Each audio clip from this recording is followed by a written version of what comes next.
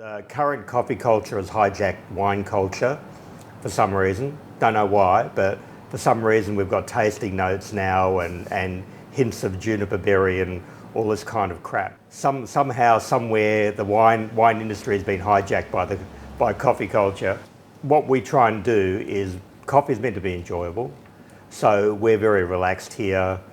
We try and make it fun. We don't dress our baristas in stiff kind of like aprons and this and make them regimented. We've got like Hawaiian shirts. We encourage our staff to wear colourful shirts and be relaxed, and we're friendly, and people just love it. Coffee is something to be enjoyed. It's not something to be feared. Am I going to get the order right? Are they going, like sort of thing. So we make people relaxed. People love it. It's like, they're walking into someone's house, grabbing a coffee, that sort of thing. Yeah, yeah. And the fact that you've got all these cool... all the retro items around, just people can, while they're waiting for their coffee, they can have a look. It's part museum, part shop, part coffee house. Do you have any memorable stories about your business or your customers that you can think of offhand? We do get characters in from time to time. We've got all sorts of oddball people that come in, that from all sorts of walks of life, and that kind of makes things, for us, it's the variety makes it, it makes it good for us. We've got all sorts of different people. And you'll get people come in and they've had a bad day, and you can see they've had a bad day. So you just kind of work with them, and at some point you might just throw in a joke or something like that, and then that kind of like calms them down, sort of thing. There's an old lady that comes in, and she used to be a local. She's now moved into Maryborough, and she's kind of like our de facto grandmother sort of thing over the years. So we know her really well, and she comes in and was like, "Oh, not you old biddy," and there'll be people in the shop, and they'll be like, "Oh." And she'll be like, "Oh, get stuffed, just give me my coffee and leave me alone." And we'll have this joke, we'll do this floor show for people, and then they'll realise the whole thing's a big joke. Yeah. And then everyone will be like, "Oh, okay, that's right." Yeah. And they love it. Yeah. It lifts your spirits too. Yeah, it does. It does, and it's not just the stiff old I'm just in the shop, I'm doing a job, here's your coffee, goodbye, sort of thing. We try and make it fun for people, relaxed, and because if we had a mission statement, it would be life's too serious. Coffee is meant to be enjoyed. So we're here to make sure you enjoy your coffee. Yeah, it's not just the cup; it's enjoying the whole experience. Coffee is meant to be enjoyed. That's what we're here for. Yeah. What trends in the coffee industry excite you the most? Not a lot excites me, because I think the problem is, like I said earlier, the coffee industry has kind of gone off on this tangent of hijacking wine industry terminology to make out, that they're superior or not.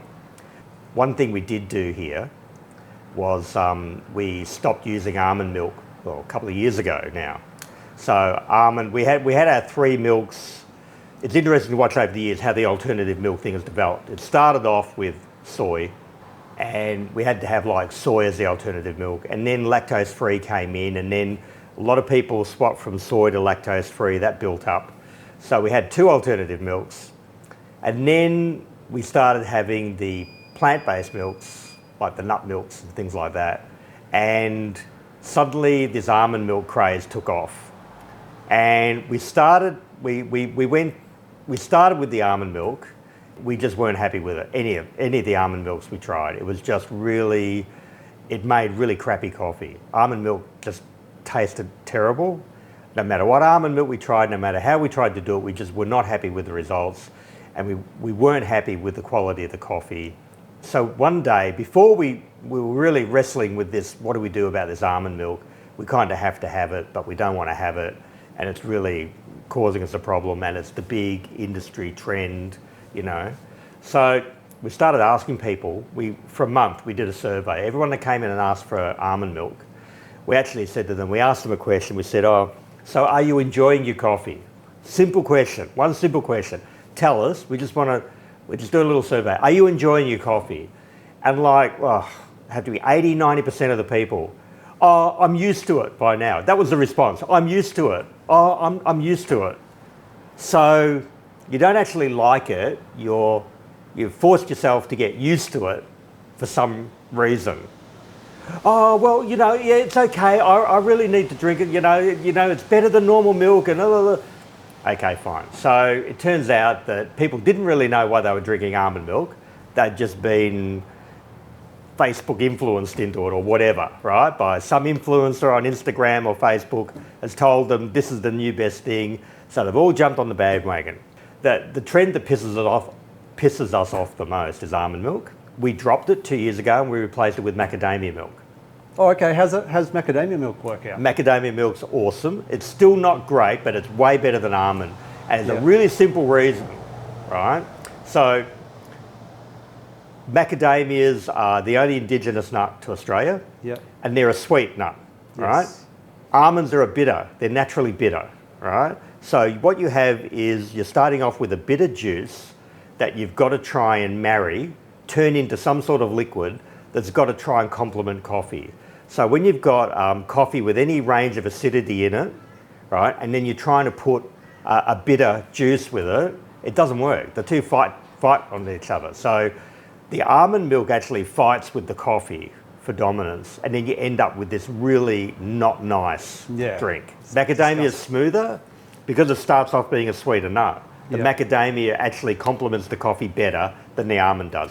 A lot of people that have asked for almond have gone, oh, we tell them, look, macadamias are alternative. Oh, I haven't really tried it. So just give it a try. If you're not happy with it, that's fine. We'll give you your money back or we'll make you an alternate coffee. And like 9 times out of 10, they're going, oh, this is actually quite nice. Go figure. So we're trying to educate people at the same time, but we got rid of almond milk 2 years ago, and we are still the biggest coffee merchant as far as like daily takeaway sales on the Fraser Coast. Oh, cool. And that hasn't hurt us. Dropping almond milk hasn't hurt us. And so when you do get the almond milk drinkers coming in and you suggest the macadamia, and they're happy to take that on board and have a go? A lot of them are. Some of them aren't. Some of them are like, oh, they'll go lactose free. The reason they're drinking almond is for the actually alternative to lactose. So they'll go to lactose free, and then we'll have the almond milk drinker that will go, oh no, and turn around and walk out the door. And we're just like, okay, so what did you drink before almond milk? Nothing? Like how can almond milk be the only thing you can have? It's not, it's just, it gets ridiculous. That just shows you a lot of this almond milk fad is psychological. It's not reasonable. And have any customers inspired you to create new drinks or products? Not really. We're fairly traditional in what we do. We don't like to sort of step outside and get into this niche sort of like thing. We have our standard range of drinks. We did introduce turmeric latte that was supposed to be, every so often, coffee company would come to us and say, oh, this is the next best thing.